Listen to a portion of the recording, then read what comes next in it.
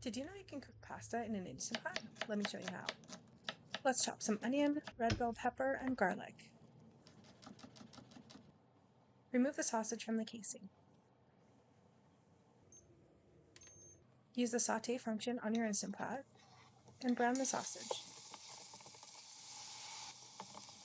Add a bit of water and scrape up the little bits on the bottom. This adds more flavor and helps prevent a burn warning.